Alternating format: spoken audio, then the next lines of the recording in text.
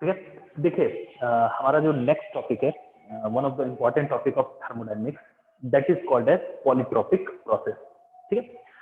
तो देखिए आप थर्मोडायनेमिक्स में बेसिकली बहुत सारे प्रोसेस को जानते हैं। जैसे कुछ होते हैं आइसोथर्मल प्रोसेस, एक होता है एडियाबेटिक प्रोसेस, एक होता है आइसोकोरिक प्रोसेस। तो उसी तरह से हमारा एक और प्रोसेस होता है जिसको हम लोग किस नाम से जानते हैं, पॉलीट्रॉपिक प्रोसेस के नाम से जानते हैं। तो देखो बेसिकली क्या होता है, ये एक ऐसा प्रोसेस होता है ना कि आपको जनरली पेपर में अगर आ जाए तो आपको समझ में नहीं आता है कि करना क्या है, और आपको वो सामने से क्वेश्चन निकल जाते हैं। ठीक है। तो थोड़ा सा इसको एक ढंग से देखना कि पॉलीट्रॉपिक प्रोसेस होता क्या है। तो देखो अगर मैं इस हेडिंग को समझाना शुरू करूं उसके पहले मैं आपको एक दो बात कर देता हूं। ठीक है।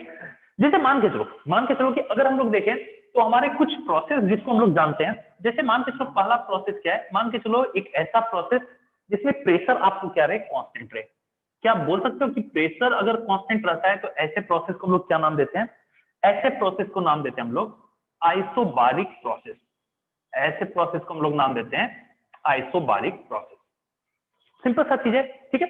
अच्छा, अगर मैं यहीं पे बोलूं कि अगर कोई एक प्रोसेस है जिसमें वॉल्यूम मेरा कांस्टेंट है, तो आप बोल सकते हो कि अगर मेरा वॉल्यूम कांस्टेंट है तो इसको हम लोग किस नाम से जानते हैं, इसको आइसोकोरिक प्रोसेस के नाम से जानते हैं।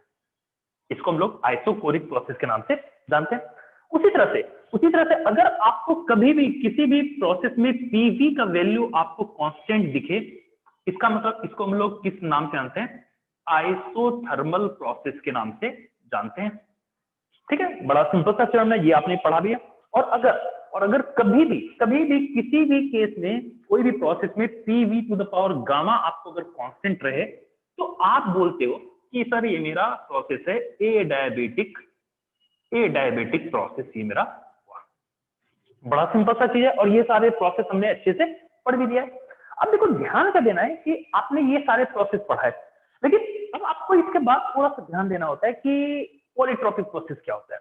तो पॉलीट्रॉपिक प्रोसेस के बारे में मैं एक ही चीज बताऊंगा कि पॉलीट्रॉपिक प्रोसेस आपको PV to the power X, where X is any constant, ये अगर आपको कांस्टेंट इसका वैल्यू अगर हो तो उस केस में ये प्रोसेस कहलाता है आपको पॉलीट्रॉपिक प्रोसेस, ये आपको कहलाता है।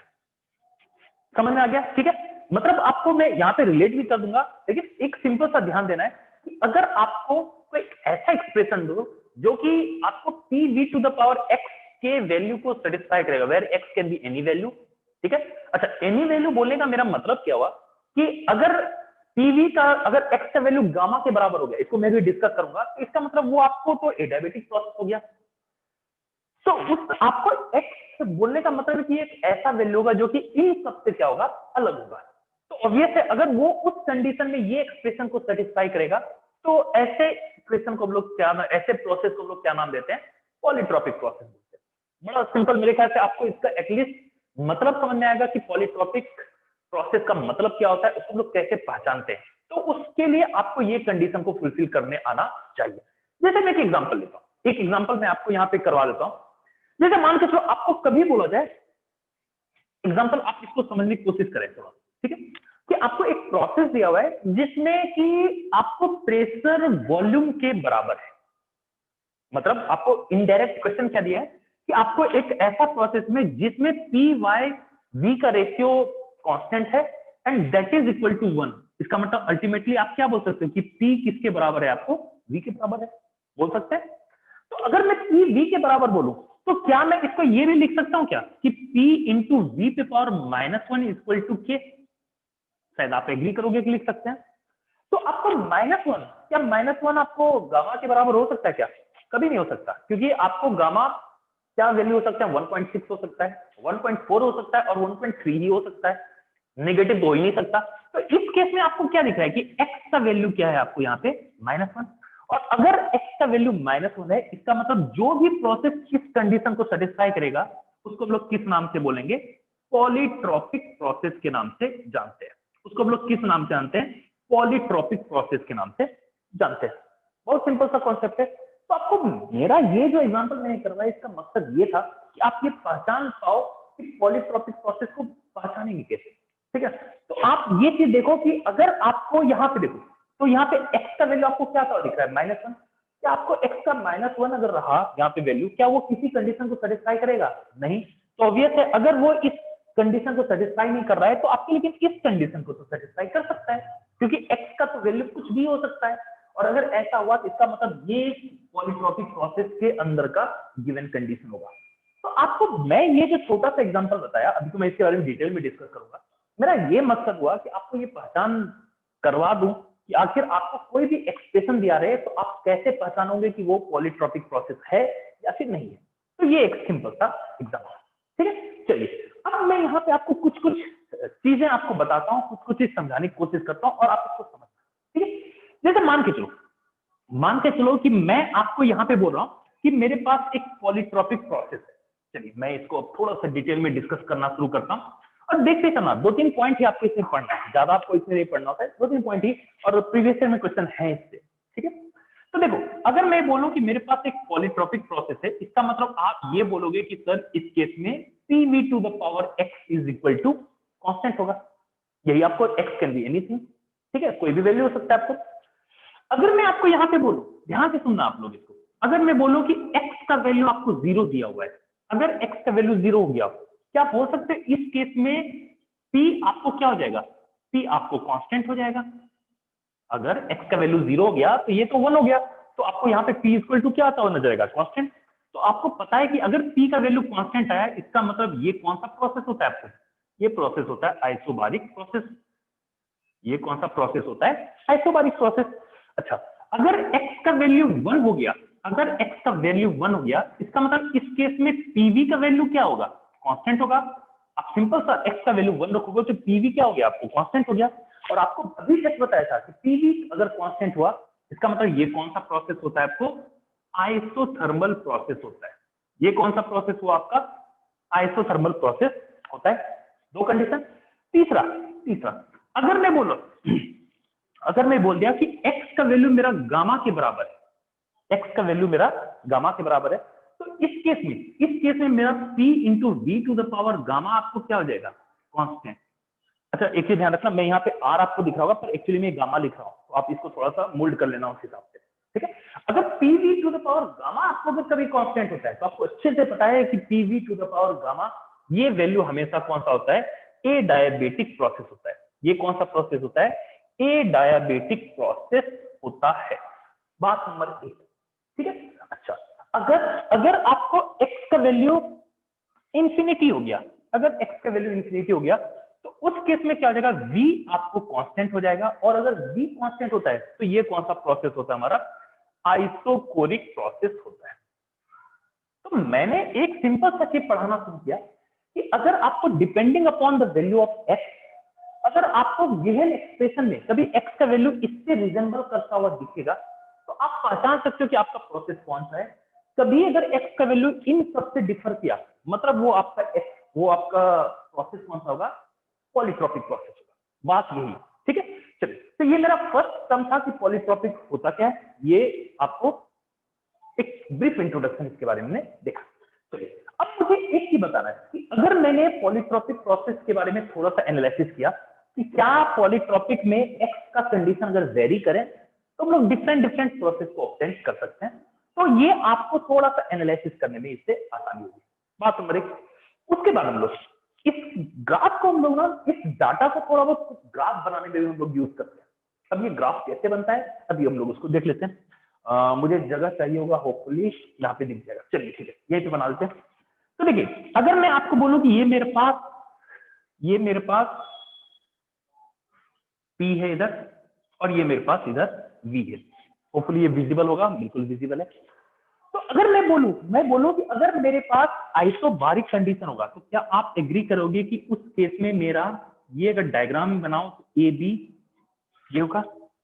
और आइसोबारिक क्यों? क्योंकि इस पाथ से अगर मूव करोगे तो प्रेशर हमेशा कांस्टेंट होगा, मतलब आइसोबारिक प्रोसेस है।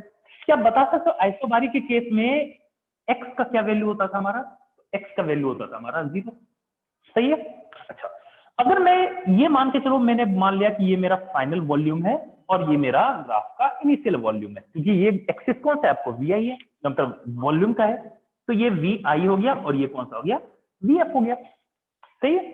चलिए, अगर मैं आपको बोलूं कि मेरे पास ये एक कोई कर्व है, मान के चल रहा हूं कि ये मेरा आइसोथर्मल कर्व है, क्या बोल सकते हो आइसोथर्मल कर्व के लिए मेरा एक्स का क्या वैल्यू होना चाहिए, एक्स का वैल्यू 1 होना चाहिए। अगर मैं बोलूं कि मेरे पास ये एक ए डायबिटिक प्रोसेस है, ये मेरे पास एक ए डायबिटिक प्रोसेस है, क्या तुम बता सकते हो कि ए डायबिटिक प्रोसेस में एक्स का हमारा क्या वैल्यू होगा, ये गामा के बराबर होगा।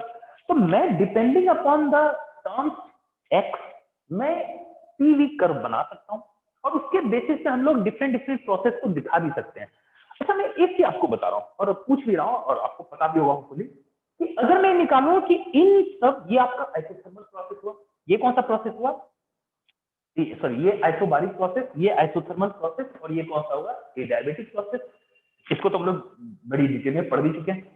तो अगर आपसे पूछा जाए यहाँ पे कि इन तीनों प्रोसेस में किस केस में वर्क डन ज्यादा होगा, तो आप शायद एग्री करोगे कि आइसोबारिक के केस में एरिया ज्यादा कर्व होगा। यानी हम लोग यहाँ पे क्या लिख सकते हैं, हम लोग यहाँ पे लिख सकते हैं कि work done when x is equal to 0 होगा तो उस केस में सबसे ज्यादा होगा। उसके बाद किसका आएगा, work done when x is equal to 1, और लास्ट में कौन सा आएगा वर्क डन, किसका वैल्यू आएगा, दैट इज ए डायबिटिक का। क्यों, क्योंकि ए डायबिटिक के केस में सबसे कम वॉल्यूम आपको ऑक्युपाई कर रहा है, सबसे कम एरिया आपको लाई कर रहा है, इसका मतलब वो वर्क डन भी कम होगा सबसे। तो यानी थर्ड केस में कौन सा आएगा, W when x is equal to gamma. तो ये आपको एक सिंपल सा एक्सप्रेशन आता हुआ दिख रहा है कि किस प्रोसेस के केस में वर्क डन आपको कितना आता हुआ दिखेगा। ठीक है, रटने की जरूरत है, ये आप धीरे धीरे आप समझ लोगे, कोई बहुत बड़ा हेडेक आपको इसमें नहीं है। यहां तक सही है। तो आपको अभी तक दो ही चीज मैंने बताया कि पॉलीट्रोपिक प्रोसेस की निशानी क्या होती है, और अगर आप एक्स का वैल्यू चेंज करते जाओगे तो डिफरेंट डिफरेंट आप प्रोसेस को ऑब्टेन इजीली कर सकते हो, और उसको मैंने ग्राफ में बताने का यहाँ पे कोशिश की। बोलो बात सही है। चलिए, अब अगर यहां तक बात सही हो गया तो अब हम लोग यहाँ पे एक दो टर्म सीखते हैं निकालना, और जहां से कि आप लोग को पेपर में क्वेश्चन बनता है। ठीक है, चलिए, तो ये टर्म हमारे कौन से हैं, इसको हम लोग जल्दी से डिस्कस कर लेते हैं ताकि आपको ज्यादा परेशानी पेपर में ना हो। ठीक है, सबसे फर्स्ट आपको जो टर्म्स पढ़ना है that is work done in polytropic process, work done in polytropic process. Hopefully आपको दिख रहा होगा कि मैं क्या बोल रहा हूं, अदरवाइज बोल तो रहा ही हूं, आप समझ सकते हो। ठीक है, देखिए वर्क डन किसी प्रोसेस निकालने का कॉन्सेप्ट एक ही सिंपल होता है, और डिपेंडिंग अपॉन कंडीशन उसका एक्सप्रेशन कुछ अलग आता है। लेकिन अगर मैं वर्क डन निकालने का बोलूं तो इसका एक ही कॉन्सेप्ट होता है दैट इज पीडीवी। हम लोग इसी फॉर्मूले को अगर इंटीग्रेट करते चले तो हमारा work done depending upon the condition आता हुआ आपको दिखता है। अब मैं आपको एक चीज यहाँ पे लेके जाना चाह रहा हूँ एक जगह, क्या आप बता सकते हो पॉलीट्रोपिक प्रोसेस में PV to the power X को क्या लिख सकते हैं, ये आप एग्री करोगे, होपफुली ये दिख रहा होगा, ठीक है दिख रहा है, मैं बड़ा लिख देता हूँ, P into V to the power X को हम लोग क्या लिख सकते हैं, के। तो आप अगर यहाँ से P को देखोगे तो हम लोग क्या लिख सकते हैं, K by V to the power X, और इसको हम लोग क्या लिख सकते हैं, K into V to the power minus X, ये भी हम लोग लिख सकते हैं। ठीक है, होपफुली आप ये समझ पा रहे होंगे। तो अगर मैं उस वैल्यू को यहां पे पुट करूंगा तो क्या लिख सकता हूं, K into V to the power minus X into DV. यहां तक सही है। अच्छा, अगर पॉलीट्रोपिक प्रोसेस में मान के चलो वॉल्यूम मेरा V1 से V2 चेंज हो रहा हो, तो आप इसका लिमिट क्या रख दोगे, V1 से V2, और इस केस में ये क्या आता हुआ नजर आ गया, work done in case of polytropic process आता हुआ दिखेगा। यहां तक सही है।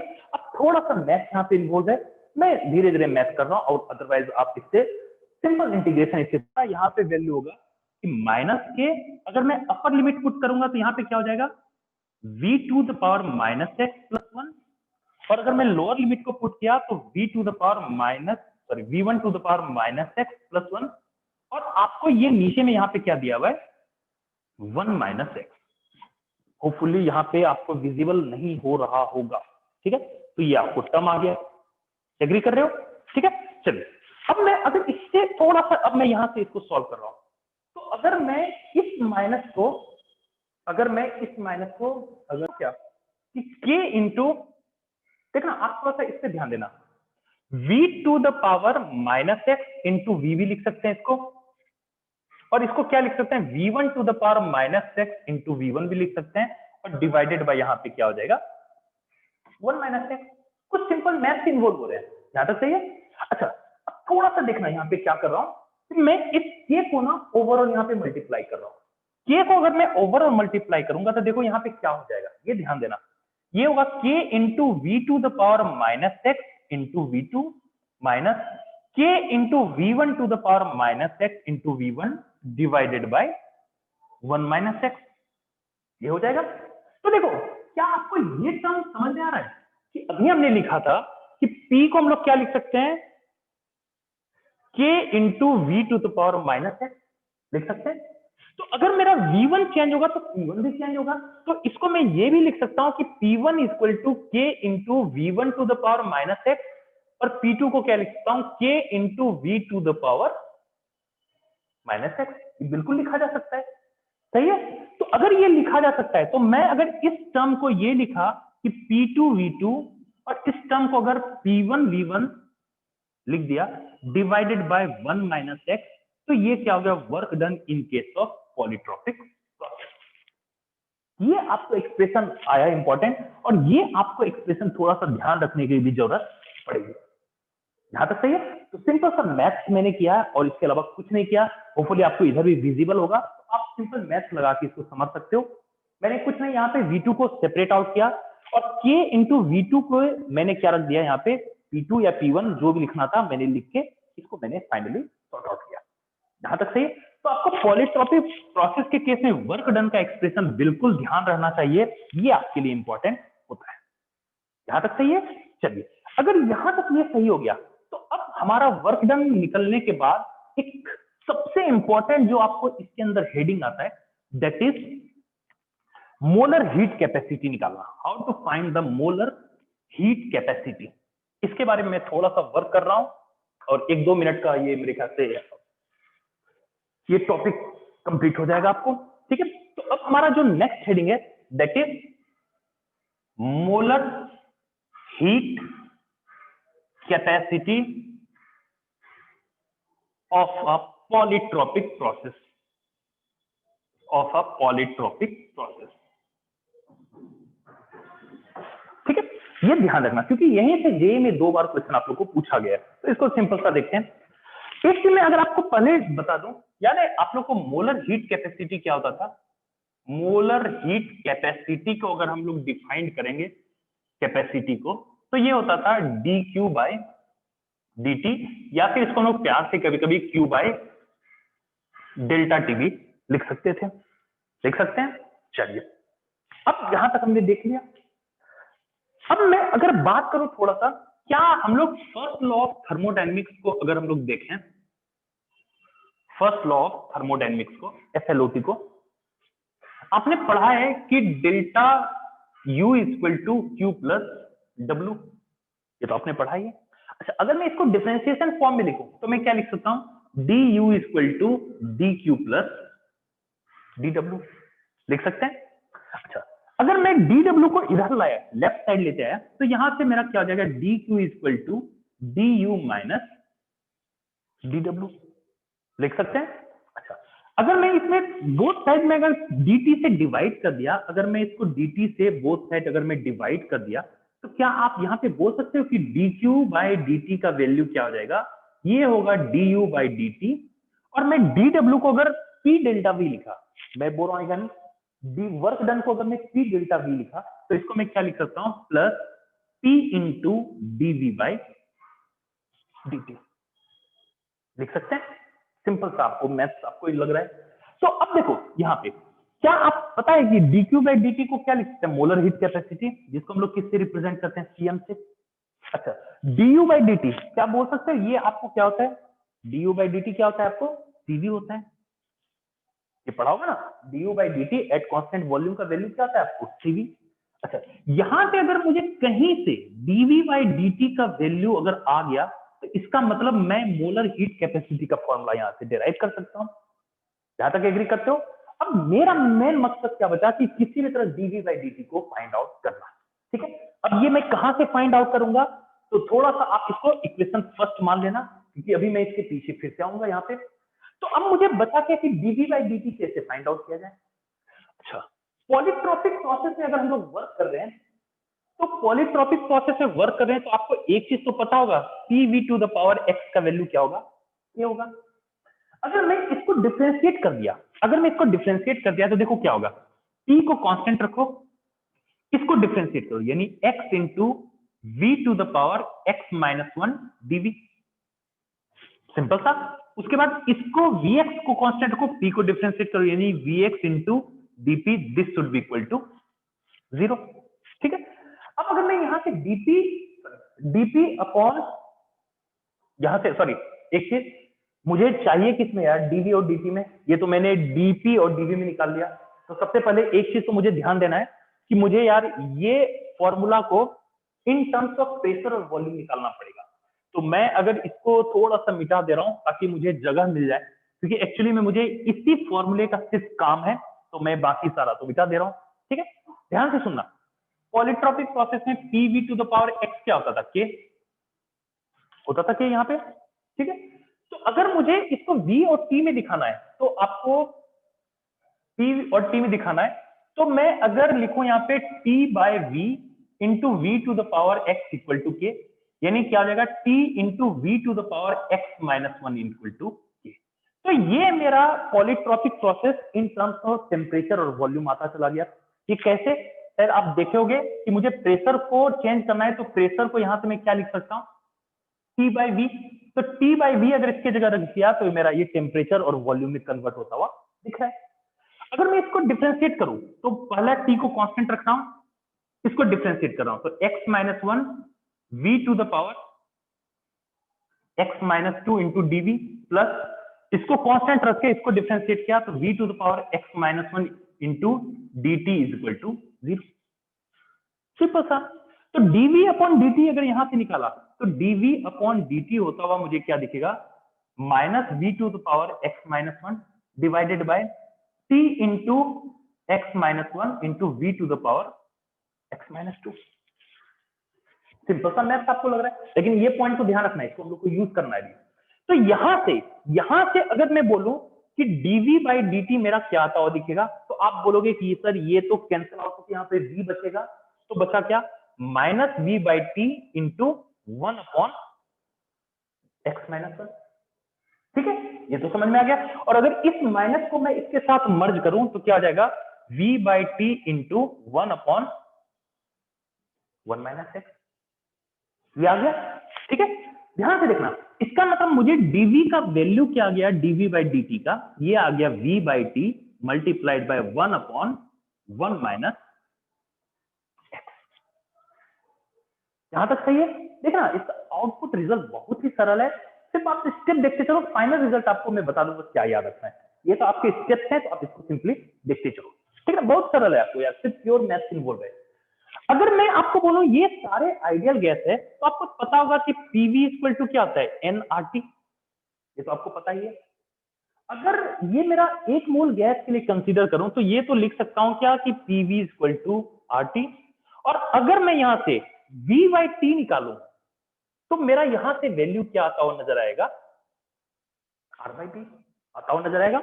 और मैं अगर इसको यहां से पुट करूंगा तो मेरे पास dv बाई dt का वैल्यू क्या आ जाएगा, तो ये आएगा r by P into one upon one minus x, that is the important terms which I required.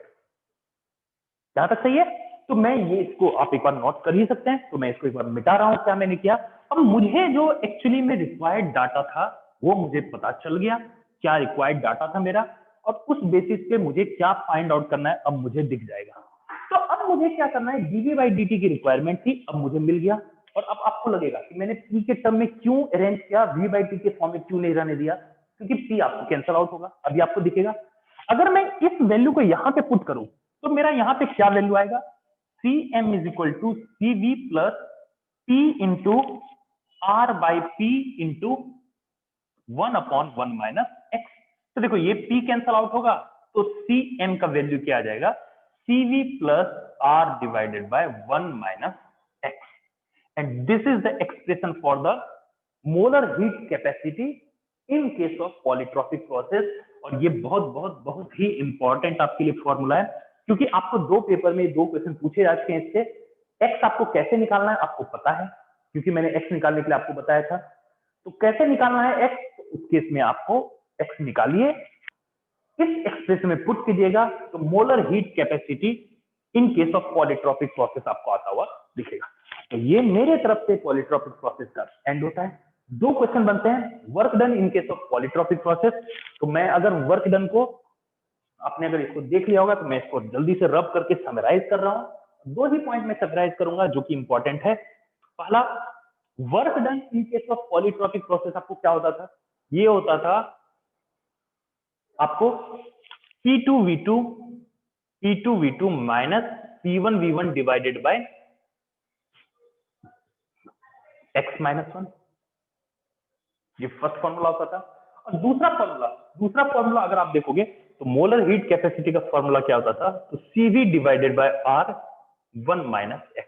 ये दो फॉर्मूले से बेस्ड आपको क्वेश्चन पूछे जाते हैं, इसको आप ध्यान से रखिए, इसे बनाइए। आप अगर थर्मोडायनेमिक्स का प्रीवियस से क्वेश्चन जेईई एडवांस का बनाएंगे तो आपको इस हेडिंग से दो क्वेश्चन आपको बनते हुए दिखेंगे। ठीक है, तो ये मेरे तरफ से पॉलीट्रॉपिक प्रोसेस का एंड है। आप वीडियो देखिए, इसको नोट्स बनाइए और इसके बेसिस पे प्रीवियस क्वेश्चन सॉल्व कीजिए। That's it from my side. Okay, thank you.